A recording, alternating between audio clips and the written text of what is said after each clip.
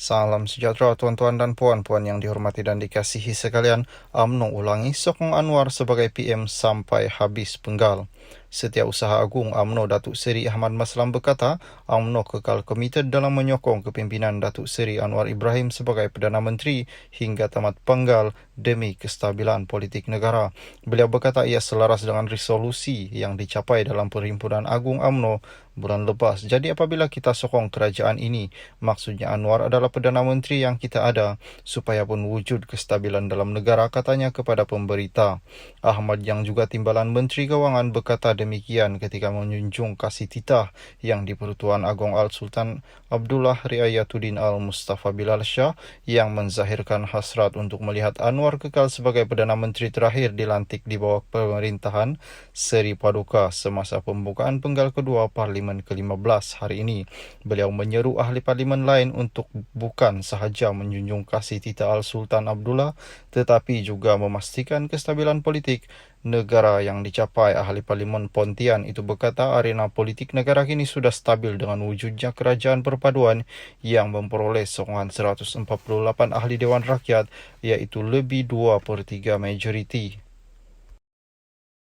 Salam sejahtera tuan-tuan yang puan-puan yang dihormati dan dikasihi sekalian. Tiada kemelut politik jika episod sebelum pengunduran PM7 tak berlaku.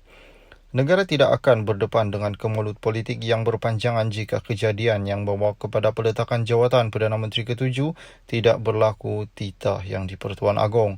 Menurut Al-Sultan Abdullah Sultan Ahmad, apa yang berlaku itu membawa politik Malaysia berada dalam keadaan tidak menentu. Menyampaikan titah diraja semasa istiadat pembukaan mesyuarat pertama penggal kedua Parlimen ke-15 di Parlimen hari ini, Baginda mengembas semula bagaimana kemelut politik tanah air berlaku. Ia kemudian membawa kepada pertukaran 4 Perdana Menteri selepas satu pilihan raya umum sebelum Baginda diminta memberi berkenan membubarkan Parlimen. Beta tak berniat untuk mencampuri urusan politik negara, apatah lagi untuk mengatur percaturan landscape politik tanah air. Pada pengamatan beta secara peribadi, jika episod yang membawa kepada peletakan Perdana Menteri ke-7 tidak berlaku, nescaya kemelut politik yang berlarutan sehingga PRU15 juga akan dapat dielakkan. Lebih penting lagi, kemelut politik yang membelenggu negara hampir 4 tahun lamanya boleh dielakkan jika semua ahli politik yang berhormat dan ahli politik negara bersedia untuk mengetepikan perbezaan dan bersatu padu semata-mata untuk dasar menjaga kepentingan rakyat, beta dan negara yang kini yang kita cinta ini, titahnya.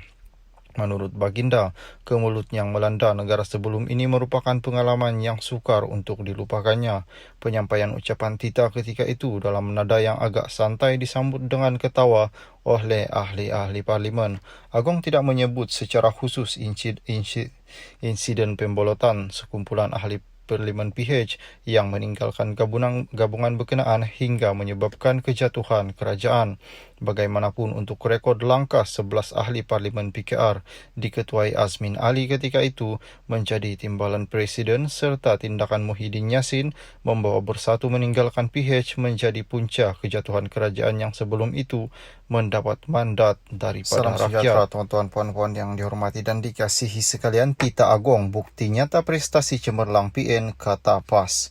PAS menganggap titah diraja yang di-Pertuan Agong di Parlimen pagi tadi turut memberi pengiktirafan kepada kejayaan Perikatan Nasional. Timbalan Presiden PAS Tuan Ibrahim Tuan Man berkata, semua pencapaian yang dipetik oleh Agong merupakan pencapaian kerajaan PN sebelum diteruskan oleh Ismail Sabri Yaakob. Kata Tuan Ibrahim, kenyataan Al-Sultan Abdullah Sultan Ahmad Shah itu merupakan pengiktirafan kepada Perikatan Nasional. Data yang dikatakan oleh tuanku itu ialah hasil kejayaan-kejayaan sekerajaan sebelum ini.